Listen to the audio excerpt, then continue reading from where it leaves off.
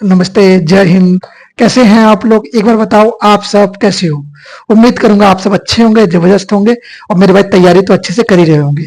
तैयारी जबरदस्त चल रही होगी। अगर नहीं चल रही है तो तैयारी को बेटर बनाओ और रोजाना लगातार मेहनत करो, अपने लक्ष्य की ओर बढ़ो। ओके।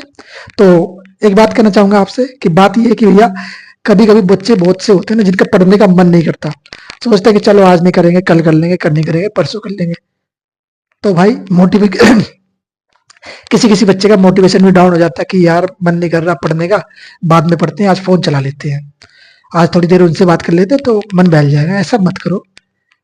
कभी कभी पढ़ने का मन ना करे ना, जिस दिन पढ़ने का मन ना करे, जिस दिन आपका मोटिवेशन डाउन हो, उस दिन अपने माता पिता के चेहरे की ओर देखना जरा। देखना कि वो कितने मेहनत करते हैं आप लोगों के लिए, कि आप थोड़े अच्छे हो सके, आपका भविष्य सुधर सके। आपको पढ़ाने के लिए वो कितनी मेहनत करते हैं, आपको खाना खिलाते हैं, आपके सब कुछ मेहनत करते हैं, आपके लिए करते हैं। क्यों? क्योंकि आप उनके लिए आगे जाके कुछ कर सके। और आप क्या करते हो? आप करते हो भैया फोन पे फालतू टाइम बर्बाद। फालतू टाइम मतलब कहीं फेसबुक खोलोगे, कहीं इंस्टाग्राम खोलोगे, कहीं व्हाट्सएप खोलोगे। और व्हाट्सएप खोलने का तात्पर्य क्या रहेगा? आपको बस किसी और से बातें करनी है। किसी से और से बातें करने के लिए आप व्हाट्सएप खोलोगे, फिर उसमें लगे रहेंगे घंटे घंटे भर, रील देखते रहेंगे घंटे घंटे भर। तो ध्यान रखना मेरे दोस्त, ये जो आप रील देखते हो ना, रील, हाँ, जो आप लगातार इंस्टाग्राम पे आधा आधा घंटे जब आते हो ना कि चलो आज 5 मिनट के लिए रील देख लेता हूँ फिर पढ़ूंगा, और जब 5 मिनट के लिए आप आते हो तो 5 मिनट कब आपका 5 घंटे में तब्दील हो जाता है, आपको खुद पता नहीं चलता। और फिर मैं ये कहूंगा कि आप अगर आज अपने आप को नहीं सुधार पा रहे हो तो आगे जाके जो आपको समय की जो मार पड़ेगी ना, वो बड़ी गंदी पड़ने वाली है मेरे भाई। क्योंकि आप देखना, एक स्थिति ऐसी आएगी एक दिन जब आप रील देखते रह जाओगे और फिर आपके साथ बर्बाद समय शुरू हो जाएगा। जब आप रील देखोगे, जब आप नहीं पढ़ोगे, जो आपकी जॉब नहीं लगेगी, तो देखोगे क्या कि आप 500-500 रुपए में, 700-700 रुपए में झाड़ी पर काम करोगे, मजदूरी करोगे। और जब मजदूरी करोगे तो आप बड़े होगे, सब आपकी शादी होगी, बच्चे होंगे, फैमिली होगी। तब जब आप बच्चों के साथ घूमने जाओगे तब आपकी बीवी जो है, बच्चे जो है फरमाइश करेंगे कि पापा, और आपकी बीवी जो है फरमाइश करेंगे कि ये मुझे ले दो। तब आप क्या देखोगे? तब आप अपनी स्थिति को देखोगे, तो अपनी पॉकेट को देखोगे आप। और पॉकेट में जब देखोगे तो आपके पॉकेट में पड़े होंगे 500। अब आपको देखना कि 500 से क्या करूं, इनको सामान दिलाऊं कि घर का खर्चा चलाऊं कि क्या करूं। तो जब ऐसी स्थिति आपके सामने आएगी तो आप क्या करोगे? तो आज मैं आपको आपकी हकीकत बता रहा हूं कि आने वाले समय में क्या हकीकत हो सकती है। तो उस गंभीर परिस्थिति से बचने के लिए आज की आपकी परिस्थिति आपको अच्छी बनानी होगी।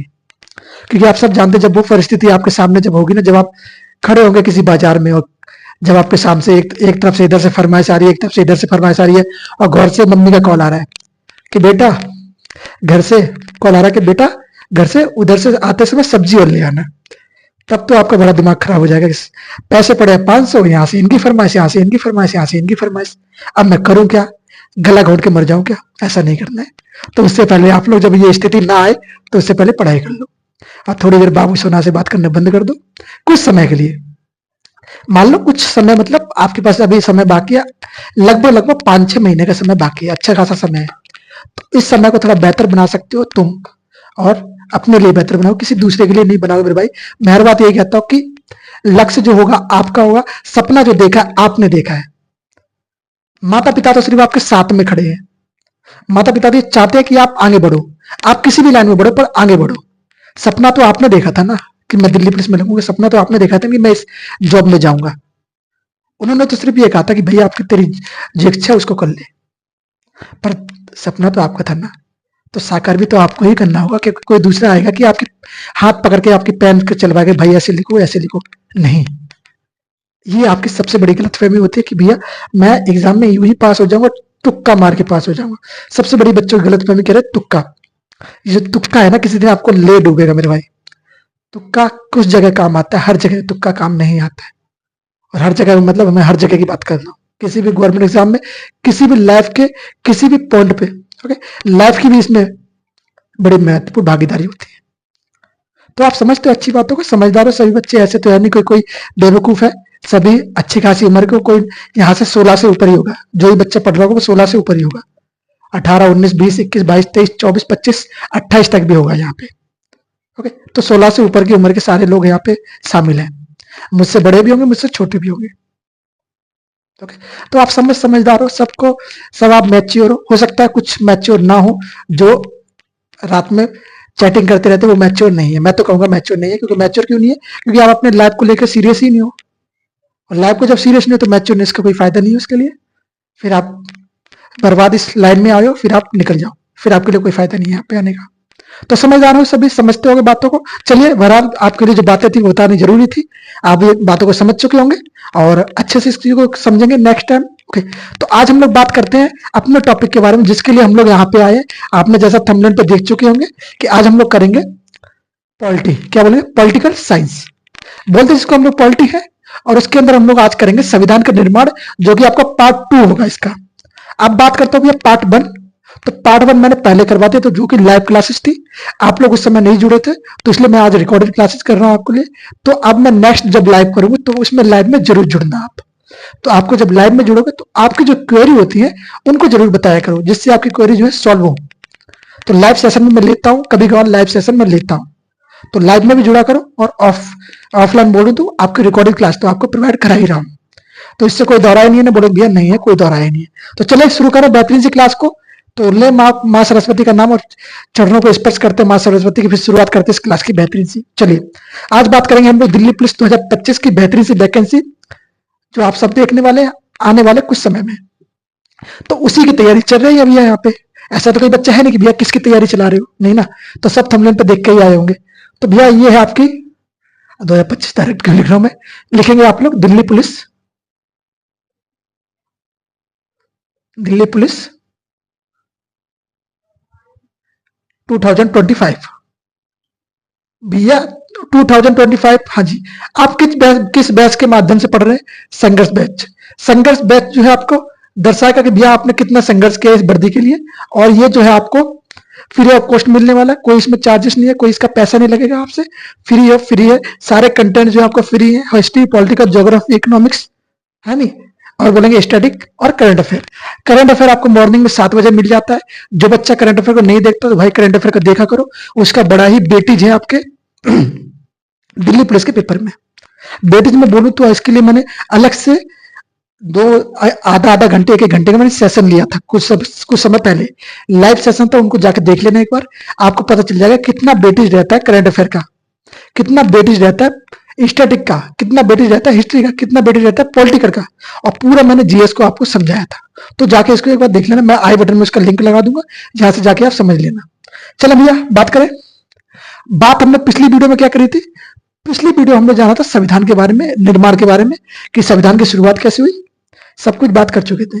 कि मैं आपसे एक प्रश्न पूछता हूं कि बताओ हमारा संविधान दिवस हम लोग कब मनाते हैं, संविधान दिवस हम लोग कब मनाते हैं, और फिर मुझे बताओ कि हमारे वर्तमान में कुल अनुच्छेद कितने संविधान के अंदर। अच्छा, टॉपिक लिख लो आप लोग। सबसे पहले तो आप लिखेंगे पॉलिटी, पॉलिटी। टॉपिक जो आपका होगा वो होगा टॉपिक, टॉपिक मेरे भाई आपका होगा, कौन सा टॉपिक होगा, आप कहेंगे संविधान का निर्माण, या यूं ही लिख ले सकते हैं संविधान निर्माण या संविधान का निर्माण, कोई डाउट नहीं है। द मेकिंग ऑफ कॉन्स्टिट्यूशन, संविधान का निर्माण,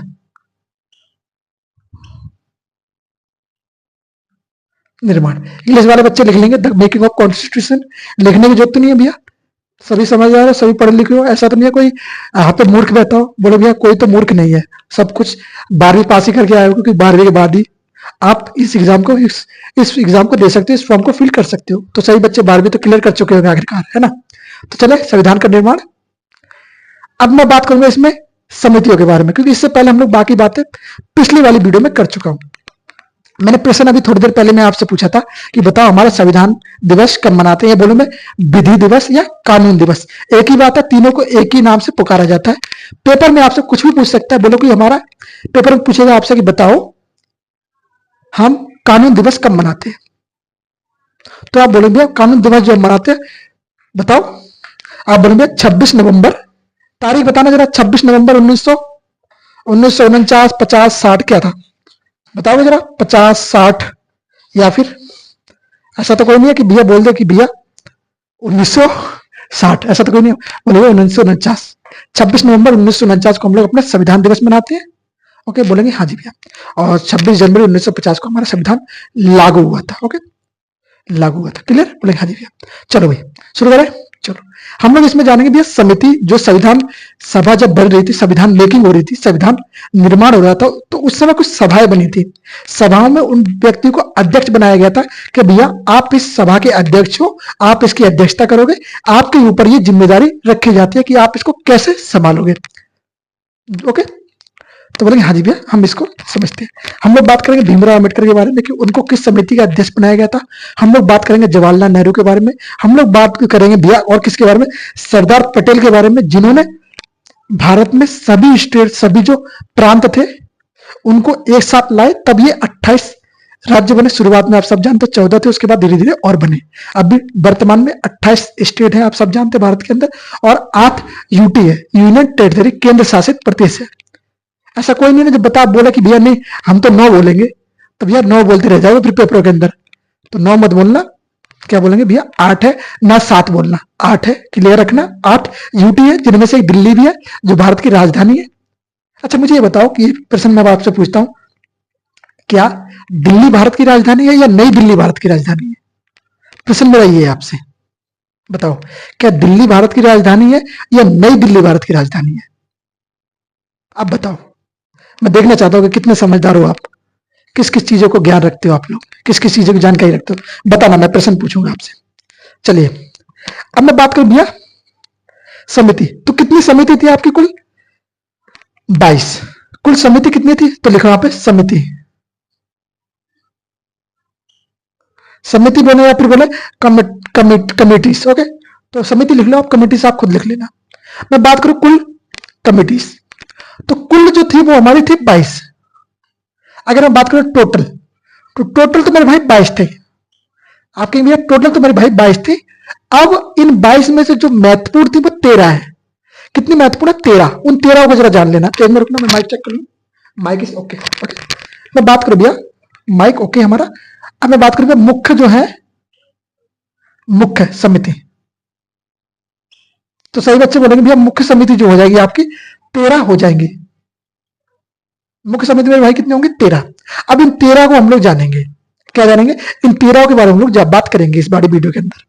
तो क्लियर है? बोलेंगे हाँ जी भैया क्लियर, हम लोग इस 13 के बारे में बात करने वाले हैं। तो शुरुआत करते हैं इस बेहतरीन सी क्लास को। चलो लिखो, तो एक तरफ लिखना आप समिति और एक तरफ लिखना आप अध्यक्ष। एक तरफ लिखना आप समिति और एक तरफ लिखना आप अध्यक्ष। अध्यक्ष महोदय, हाँ जी अध्यक्ष, अध्यक्ष। चलो भाई, एक तरफ लिखो आप समिति और एक तरफ लिखो आप अध्यक्ष। इसी प्रकार से हम लोग इस तरफ लिखेंगे, इसी प्रकार से हम लोग इस तरफ लिखेंगे। प्रश्न मेरा आपसे क्या था कि दिल्ली भारत की राजधानी कौन है, दिल्ली या नई दिल्ली? तो बोलेंगे भैया भारत की जो राजधानी वो नई दिल्ली है, ना कि दिल्ली है। ओके, क्लियर हो जाए ना आज से? बोलेंगे हाँ जी भैया क्लियर है। आज से हम समझ गए कि भारत की राजधानी कौन सी है, नई दिल्ली है। कोई ये मत कहना कि दिल्ली है। आपसे पूछे कि बताओ भारत की राजधानी, तो बोलेंगे भैया नई दिल्ली है, ना कि दिल्ली। ओके, याद रखना। बात करता हूं मैं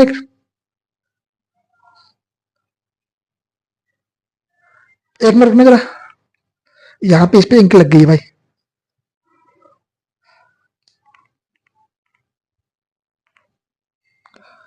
ओके मेरे भाई, बोलेंगे हाँ जी भैया, हम लोग कोई डाउट नहीं है, सब कुछ अच्छे से कवर कर लेंगे। अच्छा जी, चले चलो मैं बात करता हूँ सर्वप्रथम पहली समिति, बोलेंगे संघ शक्ति समिति। कौन सी समिति? संघ शक्ति समिति। मैं सारी चीजें बिल्कुल स्लो से चला रहा हूं आपको, इसलिए कि आपको समझ में आए सारी चीजें। स्पीड में ले जाने का कोई महत्व नहीं बनता। समिति, अब मैं बात करूंगा आपसे, समिति उल्टा हो गया आपका, ऐसा होगा समिति आपकी। अच्छा जी, मैं बात करूंगी संघ शक्ति समिति। संघ शक्ति समिति, तो संघ शक्ति समिति के भैया अध्यक्ष कौन थे? तो अध्यक्ष आप बोलेंगे जवाहरलाल नेहरू। क्या बोलेंगे? मैं एक बार लिख लेता हूं, बाकी फिर आप लिखना। जवाहर लाल नेहरू। किसी दिन ना हम लोग एक दिन 12 घंटे की लाइव क्लासेस करेंगे। क्या करेंगे? 12 घंटे की लाइव क्लासेस करेंगे, फिर देखते हैं कितने बच्चे जुड़ते हैं इस वीडियो के अंदर। फिर एक समिति है जिसका नाम है संघ संविधान समिति। लिखते जाना, मैं बताते जाता हूं। संघ संविधान समिति, संघ संविधान समिति। अच्छा जी, इसके बाद ये भी इसके अध्यक्ष है, जवाहरलाल नेहरू ही इसके अध्यक्ष है। तीसरी जो समिति होगी उसको आप बोलेंगे भैया राज्य के लिए समिति, राज्य के लिए समिति। तो राज्यों के लिए भी एक समिति बनाई गई थी, उसके अध्यक्ष कौन थे? राज्य के लिए समिति। इस समिति के मेरे भाई अध्यक्ष कौन रहेंगे? तो आप बोलेंगे इस समिति के अध्यक्ष भी डॉक्टर नहीं बोलेंगे, सिर्फ जवाहरलाल नेहरू बोलेंगे। ओके। उसके बाद मैं बात करूं भैया राज्यों तथा रियासतों के लिए समिति। राज्य और रियासतों को एकता करने के लिए समिति बनाई गई थी ना। आप सब जानते हैं राज्य और प्रांतों को किसने एक साथ किया था? बोलेंगे भैया बताओ। सरदार पटेल। हाँ जी, सरदार पटेल को जानते हैं ना। तो बोलेंगे भैया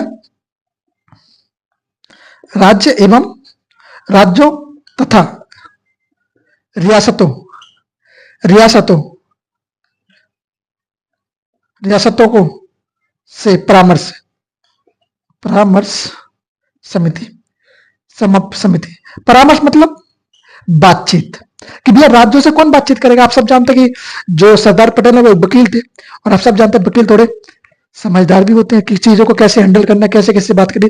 तो इसलिए, और ये समझदार व्यक्ति थे, तो इसलिए इनको भेजा गया कि भाई आप जो है रियासतों से बात करो कि हमारे साथ शामिल हो जाओ। जब हमारा भारत आजाद हुआ तब पाकिस्तान और हिंदुस्तान बन रहा था, तो उस समय बात करेगी कि आप लोग जो है भारत के अंदर शामिल हो, सभी रियासतों को मिला के हम ऐसे ऐसे स्टेट बनाएंगे और आपको कुछ महत्वता दी जाएगी। तब आप जानते हैं 1949 के बाद से 50 में फिर आप उसके बाद संविधान बना, सब कुछ हुई, तो संविधान में समिति बनाएगी। और फिर आप जानते हैं कि पाकिस्तान जो है अलग हो गया था। फिर आप 370 आप पढ़ते हैं, तो इस समय ये 370 बनाया गया था, जहां उनके जो राजा थे उनको अलग अधिकार दिया गया था कि आप भारत में शामिल, आपकी इच्छा अगर हो तो हो, आपको एक अधिकार दिया जाता है स्वतंत्रता के लिए, तो उनको एक अलग से अधिकार दे रखा था। तो ये भैया राज्य तथा रियासतों से परामर्श समिति किसने बनाई है? किसके अध्यक्ष थे भैया? सरदार पटेल। मुझे कोई बच्चा ये कह सकता है कि इनको सरदार की उपाधि किसने दी? यह नहीं मैं बताऊंगा, ये आप मुझे कमेंट बॉक्स के अंदर इसका जवाब दोगे कि इनको सरदार की जो उपाधि किसने दी। बोलेंगे सरदार की उपाधि किसने दी। नेक्स्ट है मौलिक अधिकार। कौन सी समिति? मौलिक अधिकार, मौलिक अधिकार एवं अल्पसंख्यक समिति। मौलिक अधिकार एवं अल्पसंख्यक कमजोर वर्ग संख्यक समिति। इसके भी जो है अध्यक्ष सरदार पटेल ही हैं। ओके, सरदार पटेल ही इसके अध्यक्ष होने वाले हैं। फिर मैं बात करूं मेरे भाई, उसके बाद 6 नंबर पे आपकी कौन सी समिति आ जाएगी? 6 नंबर पे आएगी प्रांतीय संविधान समिति। तो जब प्रांतीय की बात होगी तो यहां पे भी आपके सरदार ही जी बाजी मारेंगे, तो बोलेंगे भैया प्रांतीय संविधान समिति।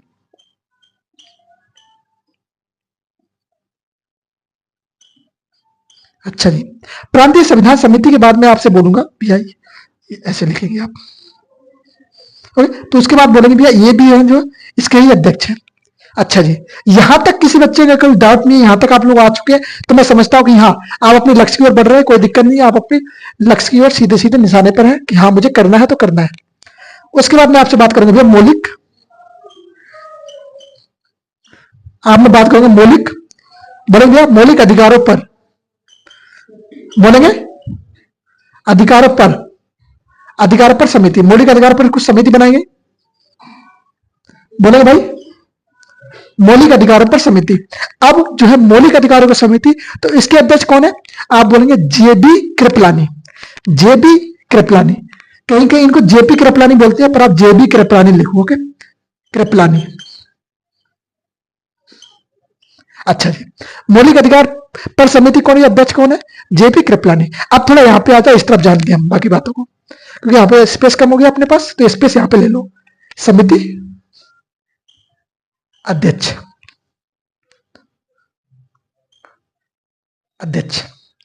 चलो भाई लिखना शुरू करें। चलो मैं बात करूं भैया 8वें नंबर की समिति आपकी। 8वें नंबर की जो समिति होगी आपकी झंडा समिति होगी। कौन सी समिति? झंडा समिति। हाँ, सबसे ऊंचा तिरंगा हमारा। तो झंडा समिति के अध्यक्ष कौन है, बता सकते हो मुझे मेरे भाई? तो बोलेगा डॉक्टर राजेंद्र प्रसाद। झंडा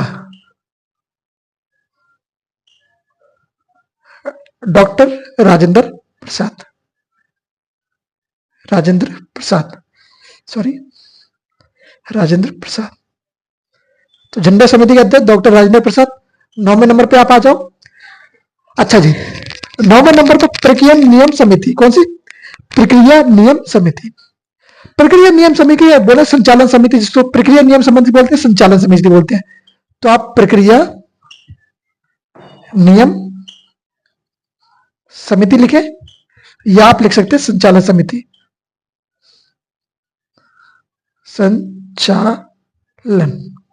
संचालन समिति। अब ये इस समिति के अध्यक्ष कौन होंगे?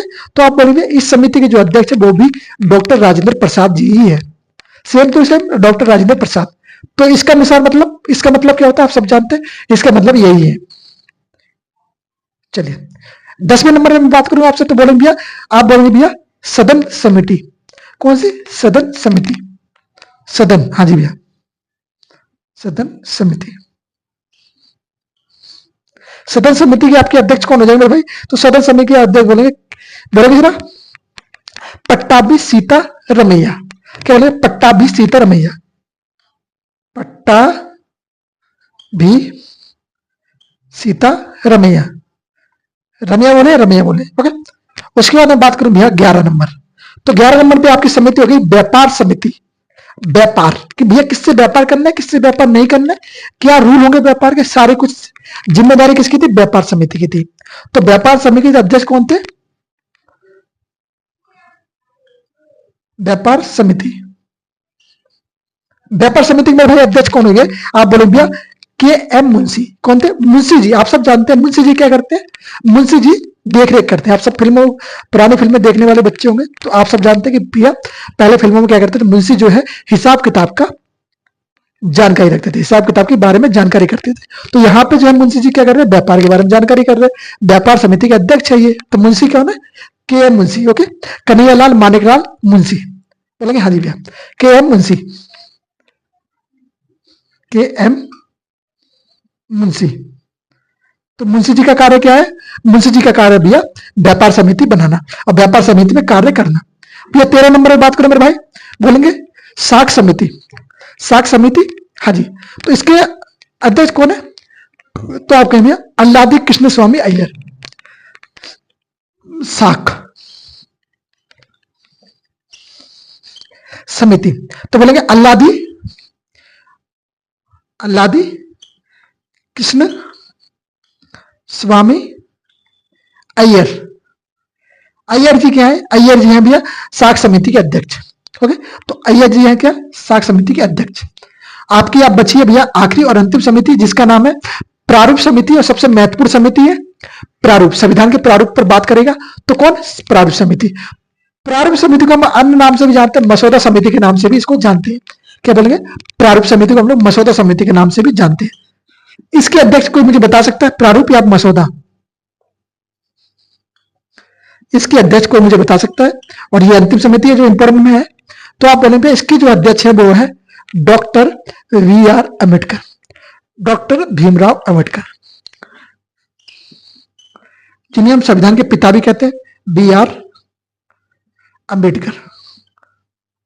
Ambedkar, doctor B R Ambedkar जो है इसके अध्यक्ष हो जाएंगे, भीमराव अम्बेडकर। क्लियर है? यहां तक बोलेंगे भाई क्लियर है? ओके। अल्पसंख्यक उप समिति के अध्यक्ष, कुछ एक उप समितियां भी हुई इसके अंदर, हाँ जी। तो उप समिति के अध्यक्ष कौन होंगे? अल्पसंख्यक उप समिति। तो बोले जरा मेरे भाई, तो यहां पे लिख लो भैया, एक इंपॉर्टेंट लगा के लिखना जरा, अल्पसंख्यक। अब यहां पे प्रश्न ये बनता है कि बताओ मुझे कि अल्पसंख्यक समिति के अध्यक्ष कौन है, उप अल्पसंख्यक समिति के अध्यक्ष कौन है? अल्पसंख्यक उप समिति अध्यक्ष, अध्यक्ष बताएंगे मेरे भाई। आप बोलेंगे इसके अध्यक्ष जो है एच सी मुंशी है, मुंशी नहीं Mukherjee, sorry, H C Mukherjee है जो इसके अध्यक्ष है। मैंने प्रश्न क्या पूछा आपसे? प्रश्न ये पूछा कि अल्पसंख्यक समिति के अध्यक्ष कौन है। अब सामने आप देख लोगे तो बता सकते हो। बोलो भैया सरदार पटेल, सरदार पटेल। ओके, सरदार पटेल क्या है? आपके अल्पसंख्यक समिति के अध्यक्ष है। अच्छा जी,